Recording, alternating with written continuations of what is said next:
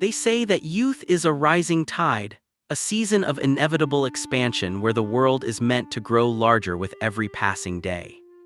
We are told that the formative years are a series of threshold crossings, first dances, crowded lecture halls, the messy, electric friction of finding oneself in the reflection of others. But for an entire generation, the tide didn't come in, it was frozen. What happens to the architecture of a mind when its blueprint is drafted in isolation? While the world focused on the physical breath, a silent shift occurred in the psychological lungs of those coming of age. The milestones were replaced by blue light glows and the static of a muffled world. Was it merely a pause, or did it rewire the very way you perceive safety, intimacy, and the concept of a future? We often speak of lost time, but we rarely speak of the phantom habits that replaced it, the hyper-vigilance, the social exhaustion, and the strange, lingering guilt of simply being seen. Let's begin.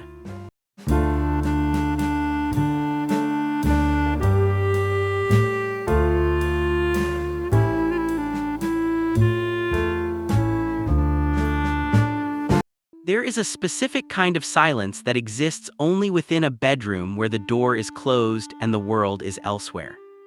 For those who came of age during the pandemic, this room was not just a sanctuary, it became the entire map of the possible.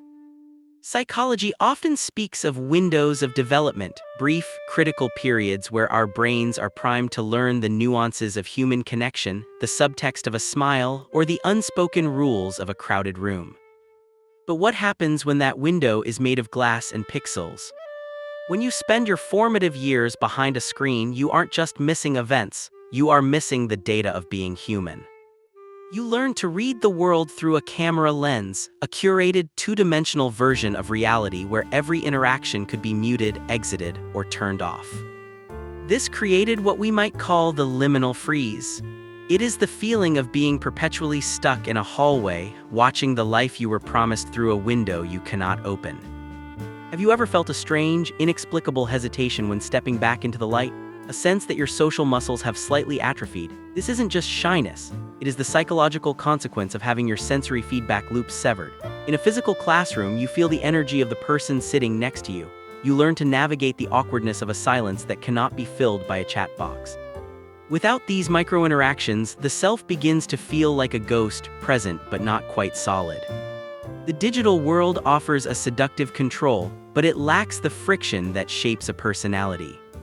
We become individuals who are highly skilled at observing life, but terrified of participating in it. We became a generation of spectators, watching our own youth through a high-definition filter, waiting for a start signal that never quite arrived. The myth we were told was that we were resilient because we could adapt to technology. But the reality is far more complex. We didn't just adapt, we withdrew. We traded the messy, unpredictable beauty of physical presence for the safety of a controlled environment.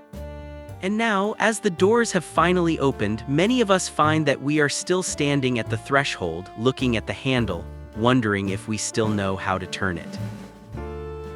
When the world becomes a source of invisible danger, the nervous system begins to rewrite its own manual for survival. For those who grew up during the pandemic, the air itself was framed as a threat, a silent, microscopic predator that turned every stranger into a potential carrier and every crowded sidewalk into a tactical minefield. We often think of trauma as a single, explosive event, but there is a quieter, more insidious form. The chronic, low-level stress of being told that the outside world is unsafe. In developmental psychology, the safe base theory suggests that a young person explores the world with confidence only when they know they have a secure place to return to. But what happens when the safe base becomes a bunker? What happens when the exploration phase of your life is replaced by a containment phase? This period didn't just teach you hygiene, it taught you a profound, subconscious hypervigilance. It wired a threat bias into the way you process public spaces. Have you ever noticed yourself instinctively calculating the distance between you and a stranger in a grocery store, or felt a surge of inexplicable irritation when someone coughs nearby? This isn't just a habit of health, it is your amygdala, the brain's alarm system, operating on a frequency that was never turned back down. While others see a concert or a bustling cafe, your brain might see a density of risk. This state of constant, background scanning is exhausting. It drains the energy that should be used for creativity, for flirting, for the messy spontaneity of being 20-something. Instead, that energy is rerouted into a permanent bracing for the next disruption. We were told the world would return to normal, but for a developing mind, there is no such thing as returning, there is only the shape the clay takes as it hardens. You were forged in a time of lockdowns, shifting mandates, and the constant threat of a disappearing future. This has created a generation that is perpetually waiting for the other shoe to drop. You might find it hard to make long-term plans, or perhaps you feel a strange guilt when things are going too well, as if the peace is merely a trap before the next catastrophe. This hypervigilance is a heavy coat that you were forced to put on to survive a long winter. The sun may be out now, but your body still remembers the chill. You aren't anxious in the traditional sense, you are a sentry who hasn't been told that the war is over. Recognizing this architecture of fear is the first step in realizing that the walls you built to keep the world out are the same ones now keeping you in. Have you ever felt the strange, heavy exhaustion that follows a simple afternoon spent with friends? A fatigue that feels less like physical tiredness and more like a sensory overload. As if your internal processor is struggling to render a world that is suddenly too bright, too loud, and far too unpredictable. For those who spent their formative years navigating the lag of a video call, social interaction was stripped of its messy analog edges. On a screen you have a leave meeting button. You have the ability to turn off your camera and vanish into the safety of your own shadow. You have a mirror of yourself in the corner of the screen, a constant, haunting reminder of how you look to others, which turned every conversation into a performance. But in the real world, there is no mute, there is no off switch. This has led to what psychologists call the performance of presence. Because the natural, incidental intimacy of being a teenager or a young adult was replaced by curated digital bubbles, the act of being seen in real time now feels like a high-stakes calculation. We grew up in echo chambers not just of political thought but of social comfort. We learned to interact with people who were already like us in spaces we could control. But growth, true psychological growth, happens in the friction. It happens in the awkward silence of a hallway. It happens in the misinterpreted joke that you have to fix with a smile, not an emoji. When those friction points were removed, the social battery didn't just drain, its capacity actually shrank. Do you find yourself overanalyzing a text message for hours, or replaying a 5-minute interaction in your head as if you were editing a film? This is the echo chamber of the self. Without the constant, grounding feedback of physical touch, eye contact, and collective energy, our minds began to hallucinate social threats. We became hyper-aware of our own perceived awkwardness. The tragedy of this generation isn't that we are antisocial. It's that we are deeply, painfully, lonely, but we have been conditioned to find the cure for that loneliness, actual human presence, to be terrifyingly overstimulating. We are like deep-sea creatures brought too quickly to the surface. The pressure of being real is a weight we weren't trained to carry, and so we retreat. We go back to the blue light, back to the room, back to the silence, not because we want to be alone, but because we've forgotten how to be together without feeling like we're on stage. There is a specific kind of grief, one that has no funeral, no flowers, and no permission to be spoken aloud. Psychologists call it disenfranchised grief. It is the sorrow we feel for a loss that society doesn't fully acknowledge as legitimate. For a generation, this grief isn't for a person, but for a version of themselves that never got to exist. How many firsts were swallowed by the silence of 2020 and 2021? The graduation that happened in a living room, the study abroad trip that remained a PDF, the awkward, fumbling first dates that were replaced by endless, sterile swiping. We are told to be grateful we were safe, as if physical survival is the only metric of a life well lived. But for a developing mind, these milestones are the scaffolding of the soul. They are the moments where you test your boundaries, where you fail publicly, where you learn who you are by hitting against the edges of the world. When those edges were removed, the scaffolding collapsed. Do you ever feel a strange sense of age dysmorphia? A feeling that you are 24 but internally you are still 19, waiting for the year that never happened to finally arrive? This is the phantom limb of youth. You are reaching for experiences that should be there, but there is only empty space. The danger of this unacknowledged mourning is that it turns into a quiet, simmering resentment. A resentment toward a world that moved on so quickly, toward older generations who had their turn, and most painfully toward yourself. You might feel behind. You might look at your peers and feel a crushing pressure to make up for lost time, as if life is a race and you were held at the starting blocks while the clock kept ticking. But you cannot optimize your way out of grief. This chapter of your life wasn't lost, it was stolen. And until we acknowledge the weight of that theft, we will continue to walk with a limp. We must give ourselves permission to mourn the parties we didn't go to, the friendships that withered in the digital cold, and the carefree version of you that died in that quiet room. Only when we stop pretending it didn't matter, can we begin to build something new on the cleared ground. When the world outside stops, the world inside begins to race. For many who grew up during the pandemic, the sudden vacuum of real life wasn't filled with rest. It was filled with a frantic, digitized obsession with optimization. If you couldn't go to class, you could take 3 extra online courses. If you couldn't go to the gym, you could track every calorie on an app. If you couldn't see your friends, you could build a personal brand. In psychology, this is known as overfunctioning. It is a common response to systemic helplessness. When we cannot control the global catastrophe outside our window, we attempt to exert absolute microscopic control over our own output. But there is a dark side to this hustle culture born in isolation. It created the optimization trap. Have you ever felt that? Even in your moments of supposed rest, you are actually just waiting, checking your notifications, feeling an annoying sense of guilt because you aren't using this time to learn a new language or fix your life. We became a generation that struggles to simply be. Because our formative years were stripped of the natural, unproductive rhythms of life, the aimless wandering through a mall, the 3-hour coffees, the daydreaming during a commute, we began to equate our human value with our digital data. If it wasn't tracked, it didn't happen. If it wasn't productive, it was a waste.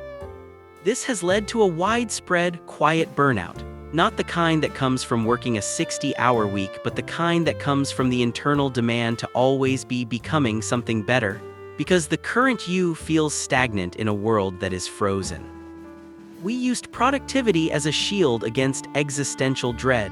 We thought that if we ran fast enough on the treadmill in our bedrooms, we wouldn't have to feel the crushing weight of the uncertainty outside. But a shield is heavy, and eventually the arms tire. You might find that you are successful by every external metric, yet you feel hollow. This is because you have optimized the worker, the student, and the creator, but you have neglected the human. You have forgotten how to live without a goal. You have forgotten that your worth isn't a graph that must always trend upward. It is okay to be unproductive in a world that is still trying to find its pulse. It is okay to just exist. We have spent so much time looking at the cracks that we have forgotten to look at the garden that grew through them. The prevailing narrative tells you that you are damaged, that you are a lost generation. But in psychology, there is a concept called post-traumatic growth. It is the phenomenon where individuals who endure a period of deep instability don't just return to who they were.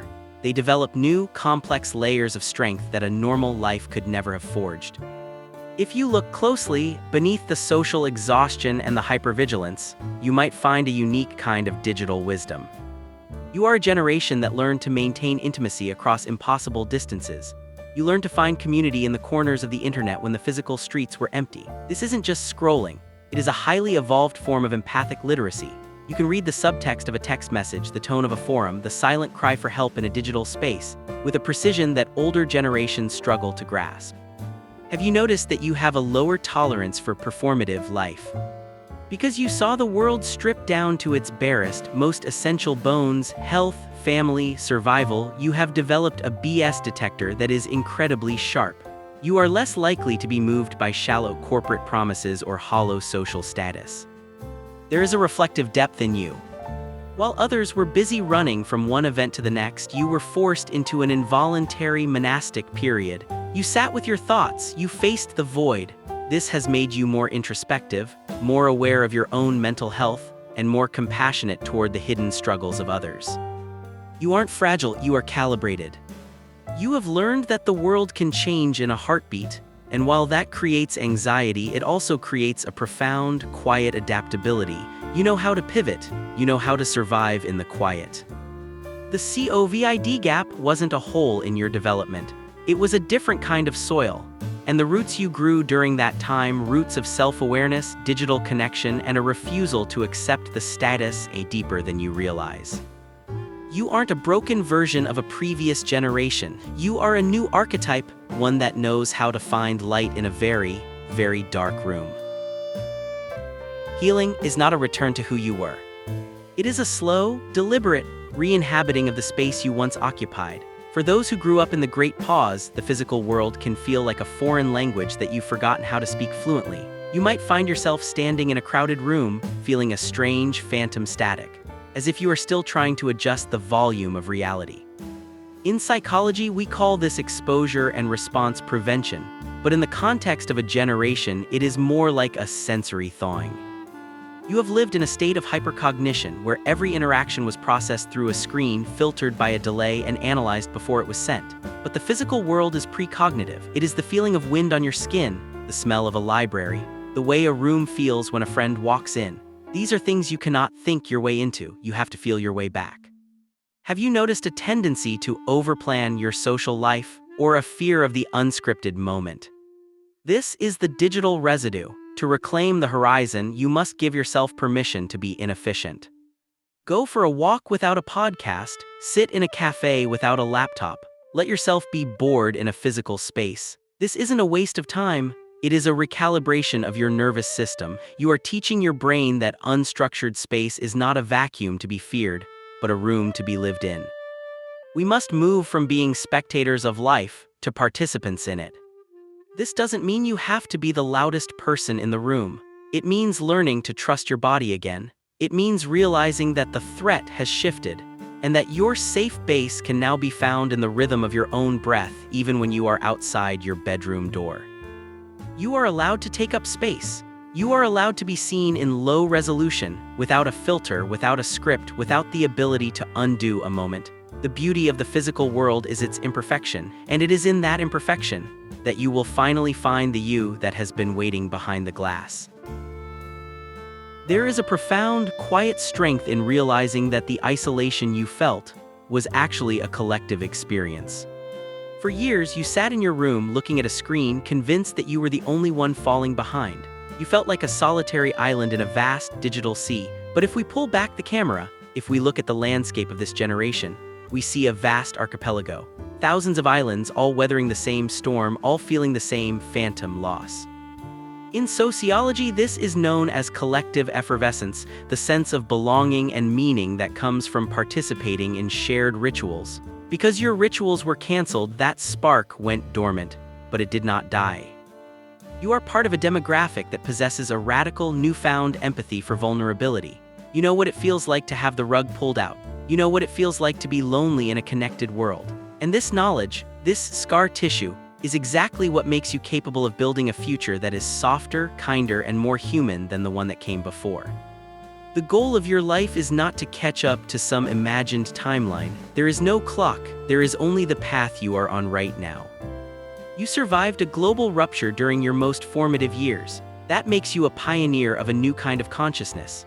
You are the ones who will redefine what success looks like, not as a relentless ladder of productivity, but as a balanced, meaningful existence that prioritizes mental well-being over external metrics. You have the power to create safe bases for others because you know exactly what it feels like to live without one. Don't be afraid of your stolen years. They are the depth in your eyes. They are the reason you appreciate the simple touch of a hand or the sound of a crowded street more than anyone else ever could. Your perspective is a gift, even if it was born from a burden. As you move forward, carry the silence of those years with you, not as a weight, but as a reminder of your own capacity to endure. The horizon is open, and this time, it isn't made of glass.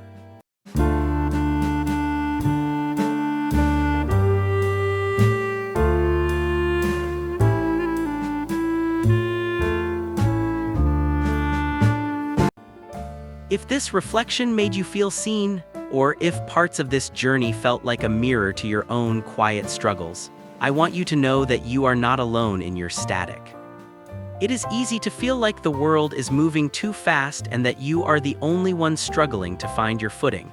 But the reality is that millions are walking this same path of thawing out alongside you. Here, in this space, we explore these hidden corners of the human heart, the parts we often feel we have to hide to fit in. If you'd like to stay connected and continue these reflections, you are always welcome to join us. If you feel comfortable, please share a small, unlived milestone you're still mourning, or perhaps a small way you've begun to reclaim your physical world.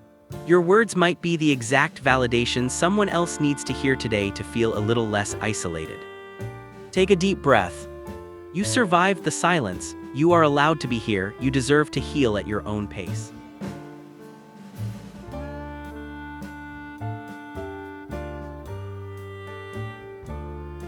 Take care of yourself.